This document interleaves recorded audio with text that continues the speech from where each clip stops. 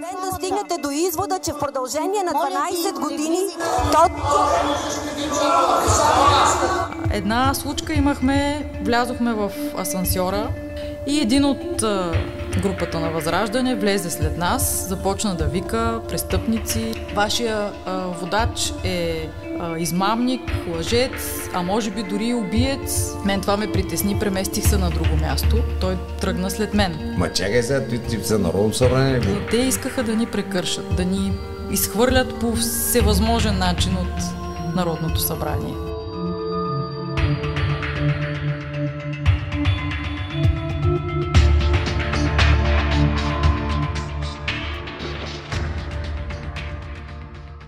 Както знаете, аз не съм независим журналист. Няма как да съм. В момента аз искам да помогна на едни хора, които си мисля, че могат да направят нещо, да обърнат мача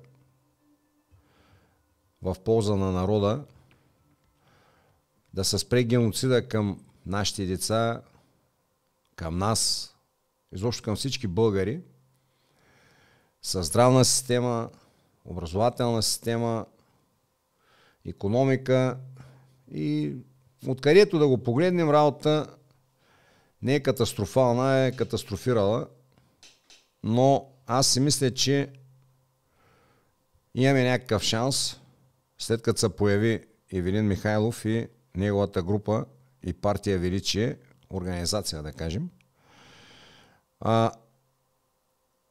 Аз съм пристрастен и съм поканил, знаете, Краси Катинчарова беше при мен, съм поканил една от биткажийките, която не се предаде, не поддаде на натиска на всички в парламента, една от 5 жени и за моя гордост единственият мъж, който остана в групата на Величие, не се предаде. Павката е от Велико Търново. И днеска съм поканил една жена, която мисля, че на професионално ниво е много добра, но и като човек е добра, според мен. И сега днеска ще ви я представя. Виждали сте, но искам да дойде и при мен. Добър ден, здрасти на Юлиана Матеева. Здравей. Кажи сега малко на хората, коя си, що си, откъде си и за какво се борим. Първо благодаря за поканата и за възможността да говоря пред твоята голяма аудитория. Казвам се Юлиана Матеева, от Варна съм, юрист съм по образование. Професор. Професор. Малко каза, че те е срам да казваш, защото то си малко засрам, но да се надяваме, ще си от истинските професори. Това другите го преценяват. С много години стаж съм в висшето юридическо образование, работила съм в няколко университета в страната, като основния ми университет е Варненски свободен, а работя и в Югозападния университет в Благоевград от много години. Адвокат съм, практикувам. Във Варната чух да кажеш, че ти си от малкото хора, които чух са в образователната система, да си признаят, че работа не е добре. И че трябва да се направи кардинални промени. Така е. Правят се непрекъснато някакви промени, калиброват се системите в ход, което за нито една сфера на обществения живот не е добре. Резките промени, където и да било, не са добра идея. И наистина висшето образование не прави изключение в това отношение. Ние се опитахме нещо да направим в последното Народно събрание, да върнем предвидимостта на процесите на оценяване на висшето образование. Срещнахме обаче сериозен отпор. Казаха ни, че то трябвало цялостна реформа и да почнем на парче не било добра идея. Тоест, някой, който не е готов да направи една стъпка, как да очакваме да прави крачки и да променя цялостно дадена сфера? Кажи ми сега, много ми е интересно, този парламент, дето са бихте с зъби и ногти, Как е? Какво се случва там? Различно е. Различно е. Всеки от нас идва от различно място, свикнал е с различна работна среда, била тя по-благоприятна, по-враждебна, но там е нещо коренно различно. За неподготвения човек първите дни си спомням, че всички гледахме с едни големи очи, не разбиращи как е възможно това да се случва. Всички сме имали очакването, че там влизат възпитани хора, че под тези костюми има и съответната стойност подплатена, имам предвид душевна стойност, а не материална, но изключително враждебна атмосфера. И то най-вече от онези, от които сме чакали да сме съюзници с тях. Естествени съюзници по допирните ни точки, по това, срещу което и те, и ние сме заявявали сходна позиция. Само, че, примерно, те са го заявявали по-шумно и крайно, докато ние сме в по-умерената му, по-човешката му форма, но за същите неща. Точно там беше най-голямото лично мое разочарование. И ти като влезеш в парламента, хората очакват, че там са говори за проблемите на хората, за какво да направим за България, за образованието, как да подобрим икономиката. Имате такива неща, чули там? Да, те се чуват, но въпросът е дали онова, което се говори и се прави, винаги съвпадат. Най-удивителното е, че дори да има различни гледни точки, по-безболезнените законопроекти, да кажем, да се сложат вендинг машини за лекарствени средства в малките населени места, така че хората да могат да си купуват лекарства, да е достъпно. Там, да, има различни изказвания, но няма такава бурна конфронтация. Когато обаче има законопроект, по който е изключително важно да се гласува като един и да се приеме законопроекта, там всички са на линия, няма отсъстващи, няма различни гледни точки и в смисъл с изключение на нашата, която е обратна, и се гласува безотказно под наблюдението на посолствата и дори някъде, ако има разнобой, някой се объркал как точно да гласува, телефоните звънят и следва правилното, прегласува се и се гласува по правилния начин. Именно с това ние бяхме различните и продължаваме да сме различните, защото на нас никой не ни се обажда от посолствата.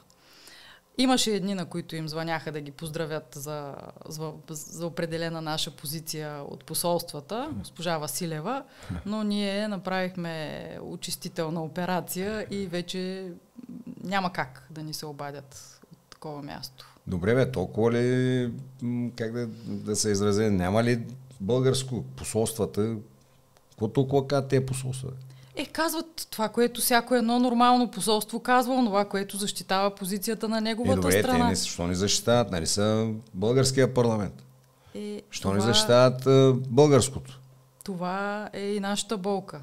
Че ние там виждаме хора, за които българското не е на първо място. Те говорят за евроатлантически ценности, все едно ние сме в Патагония.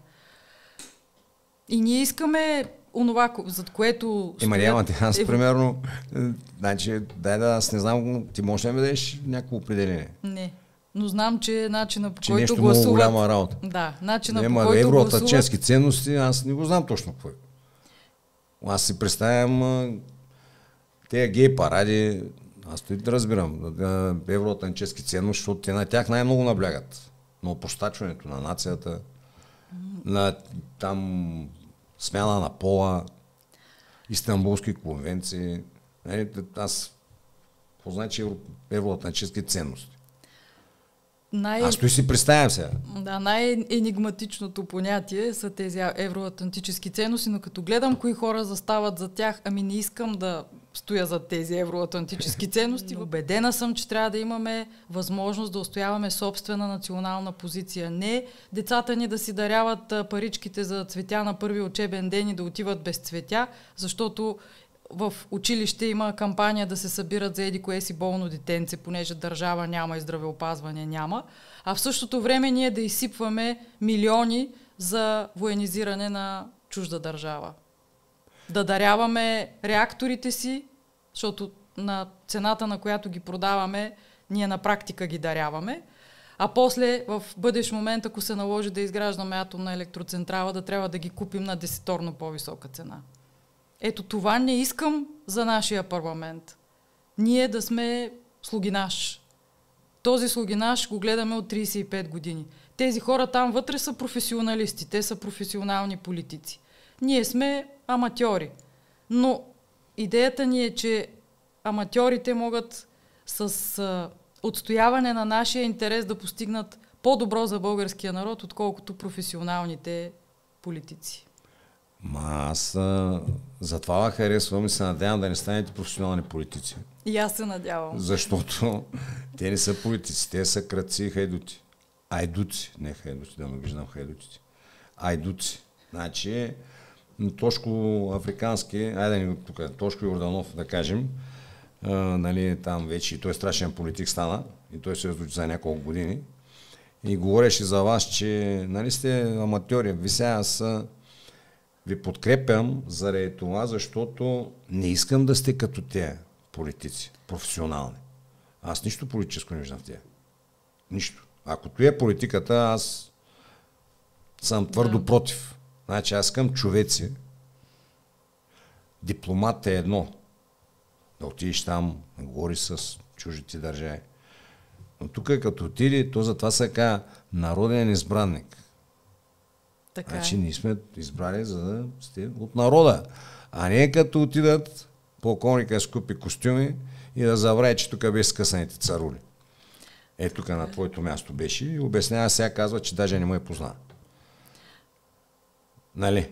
Да. Значи аз на вас се надявам да не се промените, да си останете хора, да си останете човеци, защото във вас виждам наистина, че нали, има нещо човешко. Партия Величие има 20 годишен план.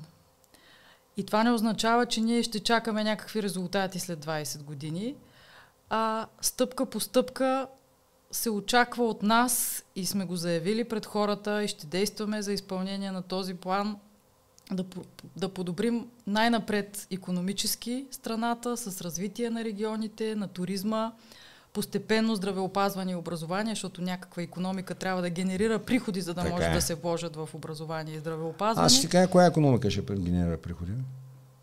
С кражбите. Почваме, примерно, с източването на ДДС. Само да заработят службите. Не, с кражбите от самите доктори. А в здравеопазването, да. Да, ето и в образованието доста се краде. Нали, като ги спрете, знаете колко пари ще имат, мале. Всички започват с това, ама прогресивен или плосък данък. Този данък е много малка част от приходната част на бюджета. Много по-голямата част е косвените данъци. Там, ако се спрат течовете, тези течове няма да се спрат, докато това са управляващите в държавата, няма как да усетим рязко подобрение на стандарта на хората. Ние в момента имаме една икономика, в която всичко е базирано на дългове.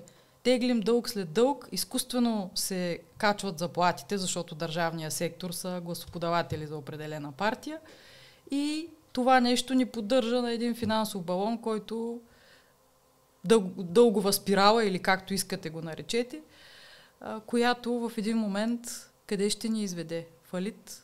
Гърция? Това, което се случи преди години? Ние сме фалирали, само че може малко повече да станем фалирали. Си мисля. Но аз мисля, че имаме точка на пречупване и вие трябва да сте точка. В същото време държава с такива невероятни ресурси. Нещо, което други държави нито от към води, нито от към почви, от към възможности за туризъм, минерални води, извори. Всичко това е исторически забележителности. Всичко това, вижте една Турция с филмовата си индустрия какво направи, за да покачи интереса към туризма. Тя направи медицински туризъм. Ние си даваме пари, медицински туризъм, и филмов туризъм. Покрай филмовата индустрия хората отиват да видят най-хубавите забележителности. Но това е държавна политика. А ние тук всичко е, ако въобще нещо се прави, е на парче, а най-често нищо не се прави, защото целта е или да имаме обезлюдени региони, или ако има някакво население, то да е на такова ниво, че просто да представлява, да има достатъчната грамотност да си пусне гласа по определен начин. И нищо повече. То не може да се грижи само за себе си, то се отглежда, за да потребява онова, което ние с вас плащаме като данъци. Кажи ми и на мен. И на мен ми е интересно. Аз наистина не знам. Какви хора ще вкарвате сега? Кандидатите ви? Да, в следващото Народно събрание ще има много по-голяма група от силни кандидатури. Краси Катинчарова вече всички я познават. Тя се утвърди в предходното Народно събрание и няма да е изненада като депутат в 51-то. Как ще подобрим образованието, когато вие нямате идея как правилно да се случва това? Защото българското училище не създава кадри. От него излизат възпитани консуматори, функционално неграмотни хора, които не умеят да мислят критично.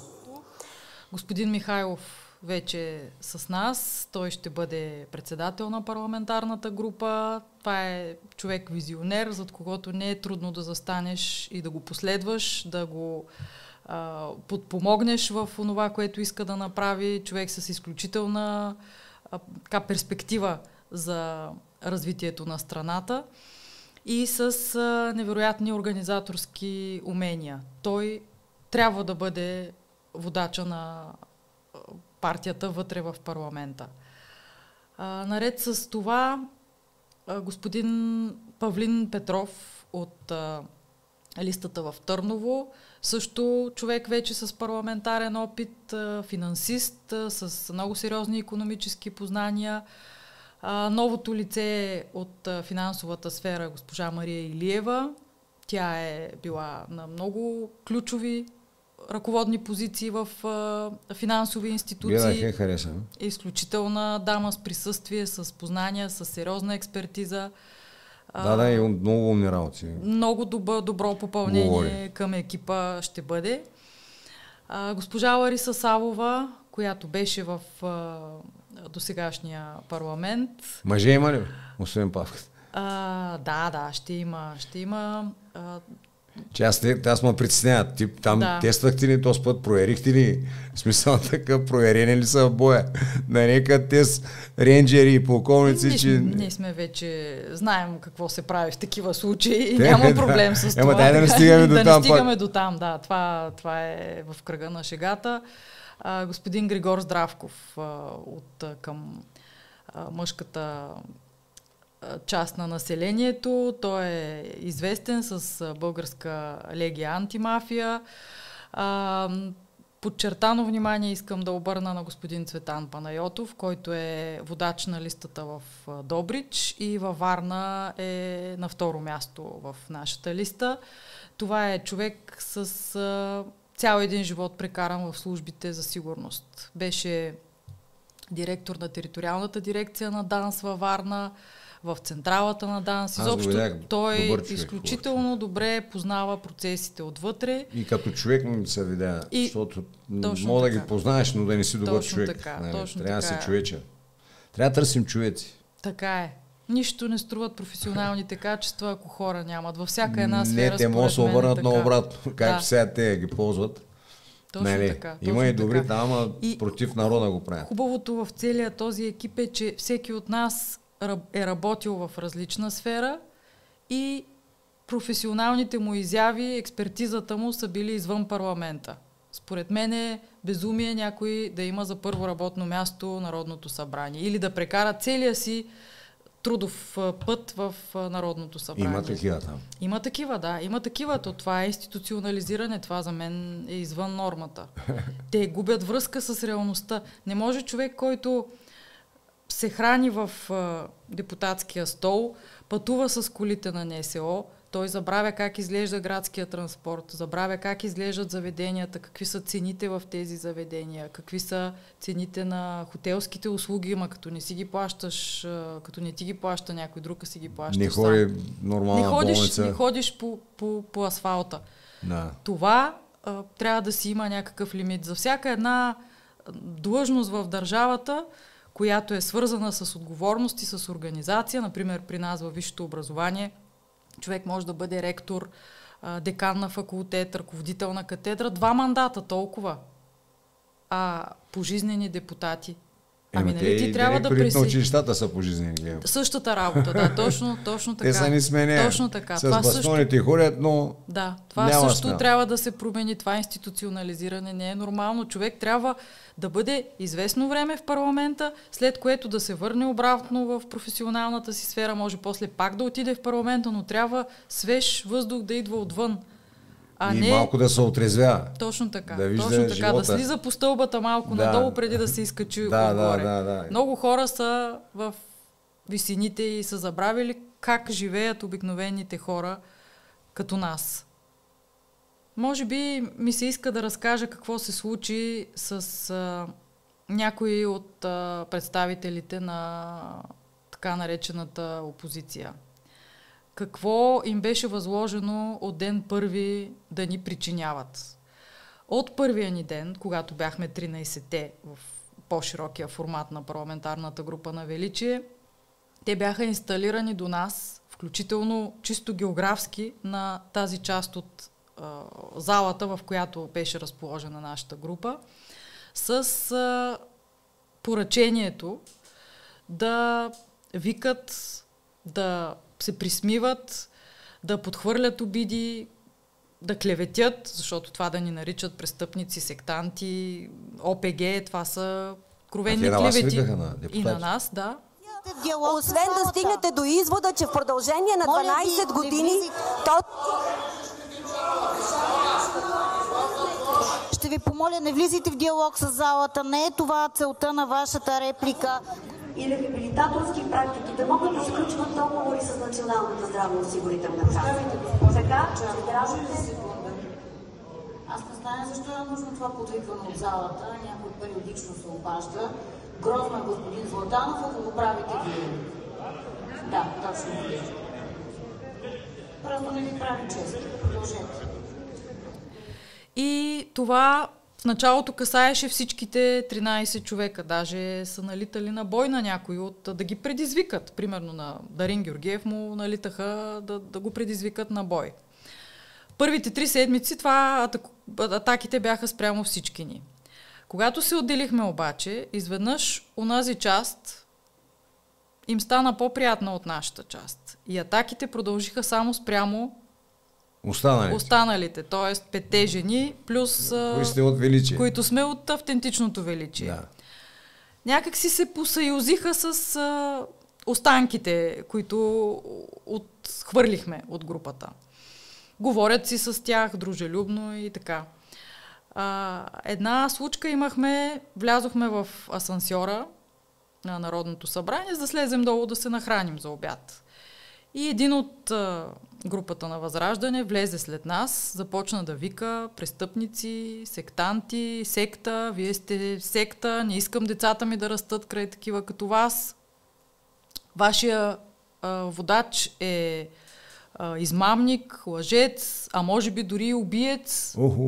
Това нещо в асансьора изкрещяно, буквално стъписващо беше за всички ни.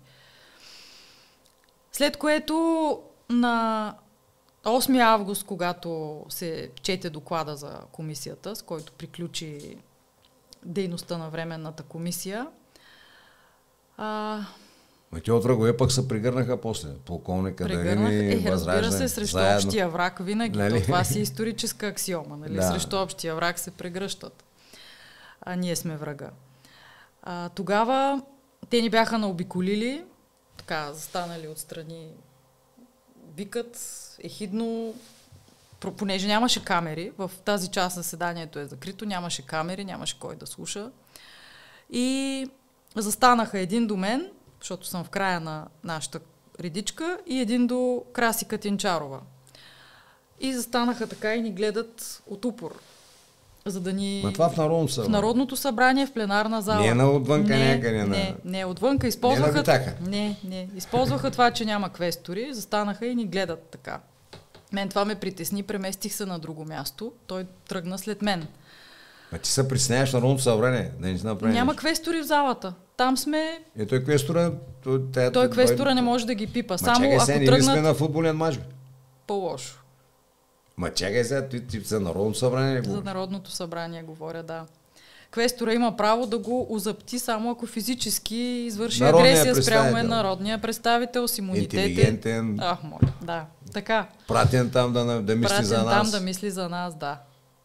Пратен да мисли за нас, създавайки временна комисия, с която да едно красиво нещо, направено в последните 35 години в тая държава, да го оплюе.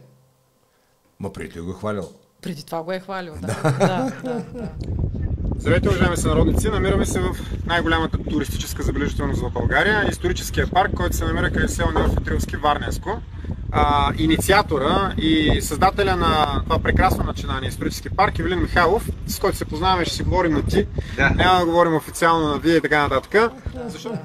Пък после те говорят за шизофрения. И какво стана там? И за двуличие, нали? Да, и... За престъпната групировка около формацията, наречена Величие, извинявайте. За първи път имаме организирана престъпна група, която си прави партия. Да нападнаха. И така, ние се преместихме на други места, те след нас. И това всичко беше забелязано от един от депутатите, който преди беше в БСП, Калоян Методиев. Той излезе на трибуната и каза: дайте малко, раздайте ред в тази зала, защото това е недопустимо поведение. Аз не знам какво си имат те като партийни противоречия, но това като поведение в пленарна зала е недопустимо. И чак тогава председателката на Народното събрание забеляза тези движения, защото ние си имаме определени места. Нали? Може човек временно да гласува от друго място, но да се насъди трайно на определено място в залата не трябва. Направим забележка, на което този въпросен депутат каза: аз съм тук избран с 10 или 15 хиляди гласа, но съм тук по волята на моя вожд и докато моя вожд не ми нареди да се преместя, аз няма да си заема обичайното място. Сега не чакайте, ще кажа, че спекулира, моя вожд. Моя вожд. Това му бяха думите, това го има със сигурност в стенограмите на Народното събрание. И тъй като това поведение за мен беше престъпно. Това е недопустимо да се случва в пленарна зала от едни народни представители спрямо други. Тази поредица в асансьора, та едното местене, та другото местене, това за мен разкрива признаците на определено престъпление и си подадохме тъжба до прокуратурата, извикаха ни на разпит в СДВР, но, забележете, решиха, че няма данни за извършено престъпление и отказаха да образуват досъдебно производство. Не, сега ние говорим тук за някакъв морал, бе. Там ли, значи в Народното събрание трябва да се подават жалби, че там няма културно говорене, треврякат, крякат, те ги видяхме всички. Ами ти сега, примерно, те са там всичките, според мен, циркаджи, които се борят за покълчето от баш мастиците там. Бойко, Мойко, така е, само Пеевски. че имат имунитет и използват този имунитет, за да ни прекършат. Точно това им беше целта. И не можеха да си представят най-вероятно, че това ще ни амбицира да покажем, че сме по-жилави, отколкото са предполагали. Те искаха да ни прекършат, да ни изхвърлят по всевъзможен начин от Народното събрание. Добре, бе, значи аз след като 5 женички и един мъж, 6 души, разбъркахте там нещата. Поразбъркахме ги, ги. Аз видях, че ги разбъркахте. Но това нещо, дето го говори Коцето и всички, като влязат и почнат да се оправдават, че понеже нямат 51%, не могат да направят нищо. И тук не стана с 51, те няма станат никога. Примерно. Не мога да се направи нищо. Аз видях, че вие 6 мога да направите нещо. Колкото можахме, направихме. Поразхвърли се схемата, поразтури се схемата. Светнахте лампата и те не са тъй баш спокойни в зоната си на комфорт. Ако сте 30-40 души, тогава ще видим. Мисля, че е доста по-трудно.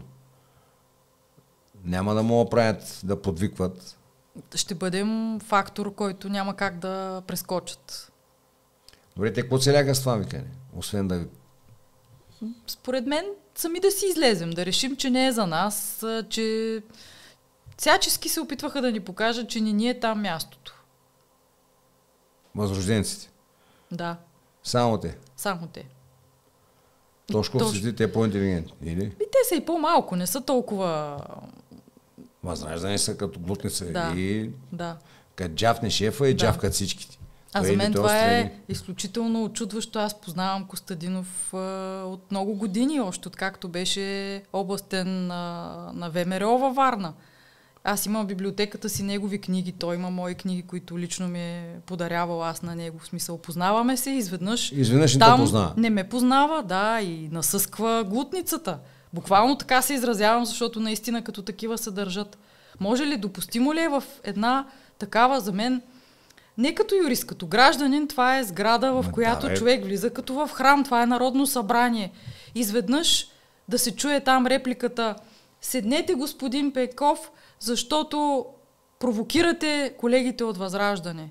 Значи една председателка на Народно събрание има целият инструментариум на правилника да наложи съответните наказания, дисциплинарни наказания, да отнеме думата, да го отстрани от заседание.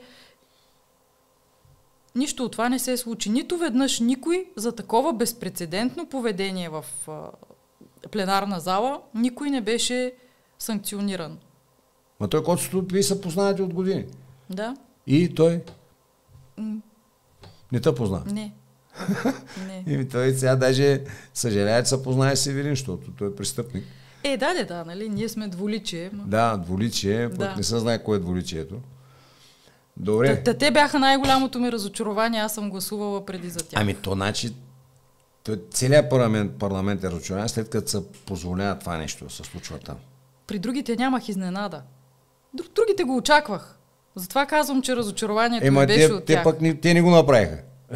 Пък го направи Възраждане. Да. Другите се държат, даже имаше хора, които, тъй като нашето поведение в пленарна зала е независимо от коя част на залата се чуе добро изказване, ние да аплодираме. Това е, според мен, нормално, цивилизовано, възпитано реакция, на колегиална реакция, да поощриш добрия оратор. Нищо, че, примерно, може да прави друго, да приказва само добре.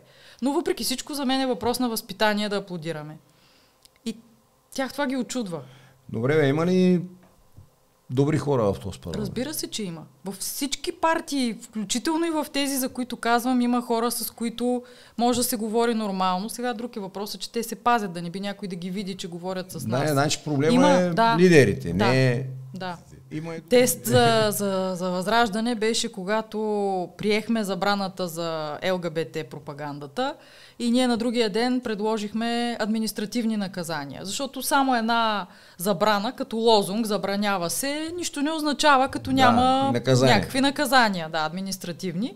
Ние ги предложихме и те оспориха, че въобще има необходимост от това, защото можело да се носи дисциплинарна отговорност по Кодекса на труда за всеки учител, който пропагандира. Нас идеята ни не беше, че учителите го правят това, че училищата допускат, примерно през директорите се допуска разслепване на листовки, разни рекламни материали, произведени от НПО, и именно срещу тях искахме да насочим тези забрани.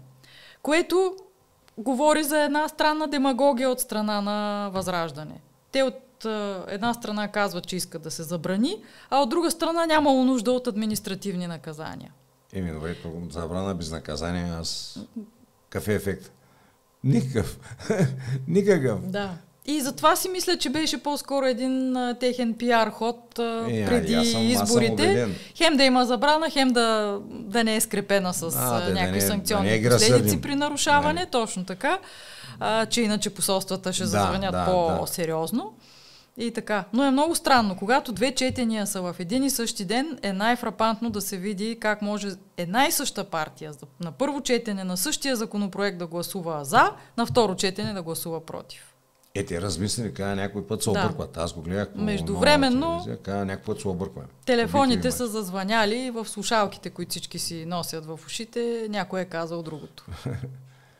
Да, водач в Варна. Ти кажи къде си водач. Във Варна и в Благоевград водя двете листи. в местата, където са двата университета, в които работя. Там хората трябва да познаят и бъдещия депутат, нали, отново. И искам да ти пожелая успех и да си така добра за смяна и биткаджика, както беше в предното събрание. Мисля, че пак ще влезете в този събрание повече от колкото бяхте. Да си много жива ти и здрава. благодаря. Действайте и само напред.